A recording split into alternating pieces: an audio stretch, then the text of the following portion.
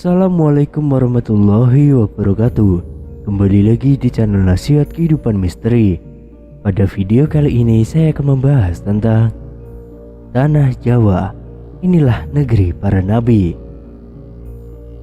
Tanah Jawa, negeri para nabi yang telah terkubur oleh sejarah, bahkan oleh mereka yang menamakan diri penganut kejawen.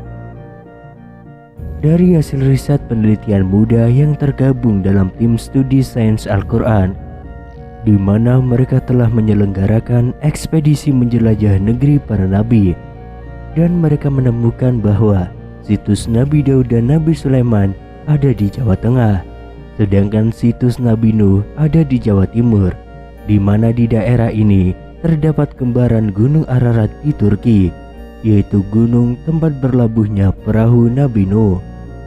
Fosil perahu ini setelah diteliti oleh arkeolog Belanda menyimpulkan bahwa perahu tersebut dibuat dari kayu jati berkapur.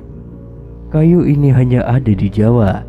Setelah fosil kayu ini umurnya diukur melalui teknik isotop C14, ternyata Nabi Nuh hidup setelah zaman Nabi Ibrahim dan tempat tinggalnya di tanah Jawa. Fakta ini tentunya memerlukan kajian lebih lanjut. Apakah benar fosil perahu tersebut adalah fosil perahu Nabi Nuh? Majalah Times edisi 1 Februari 2010 memuat pernyataan Raphael Greenberg, seorang dosen di Universitas Tel Aviv, yang mengatakan, secara teori, seharusnya Anda sudah mendapatkan sesuatu hanya setelah melakukan penggalian selama 6 minggu. Tapi nyatanya, setelah dilakukan penggalian tanpa henti selama 2 tahun, tidak ada hasil apapun yang memuaskan.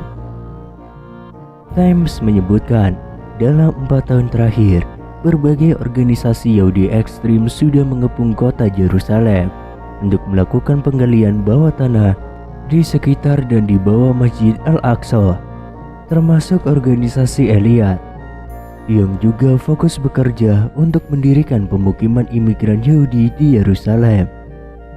Selain itu, juga lembaga Air David yang fokus melakukan penggalian di Silwan. Menurut Profesor Feinstein asal Israel, yang juga ilmuwan sejarah di Universitas Tel Aviv, mereka yang melakukan penggalian bawah tanah di Yerusalem mencampur adukan antara agama dan ilmu pengetahuan. Eliyat meyakini dogma agama bahwa ada peninggalan sejarah Daud di sana, tapi sampai sekarang tidak pernah ditemukan. Selain itu, Profesor Yone Maharaze, juga pakar arkeologi Israel, mengatakan Eliyat tidak menemukan apapun dari penggalian, bahkan sekedar pelang tulisan selamat datang di Istana Daud juga tidak ditemukan. Mereka hanya mendasarkan keyakinan pada teks-teks yang dianggap suci oleh mereka sebagai panduan penggalian. Dari fakta-fakta ini, bisa kita simpulkan bahwa Bani Jawi atau suku-suku di Nusantara ini adalah Bani Israel yang tetap beriman kepada Nabi Musa dan mendiami tanah yang dijanjikan atau The Promised Land, yaitu benua Atlantis yang sekarang disebut Indonesia. Sedangkan Bani Israel yang berdiaspora ke seluruh dunia adalah mereka yang dikutuk oleh Allah karena mendustakan Nabi Musa alaihissalam. Adapun Bani Israel yang sekarang menjajah Palestina sebenarnya adalah Yahudi produk rekayasa. Maksudnya Bani Israel dari suku ke-13, yaitu suku Gazar, hasil kawin campur Bani Israel yang berdiaspora dengan penduduk lokal dan saat ini posisinya mayoritas. Klaim atas Yerusalem adalah sebenarnya sebuah kekeliruan yang disengaja. Padahal Yerusalem atau Temple of Solomon dan tabut yang mereka cari selama ribuan tahun berada di tanah Jawa, yaitu Candi Borobudur dan Negeri Sleman di Yogyakarta.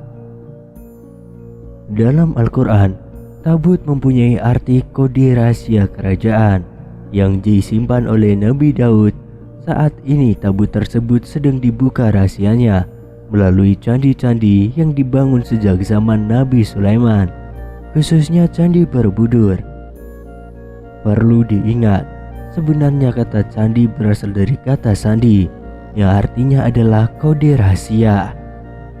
Dengan demikian, rahasia jejak para nabi akan segera terkuak setelah ayat-ayat Allah berupa tulisan bergambar yang ada pada candi-candi di negeri Nusantara dibazelkan dengan ayat-ayat Allah dalam Al-Quran.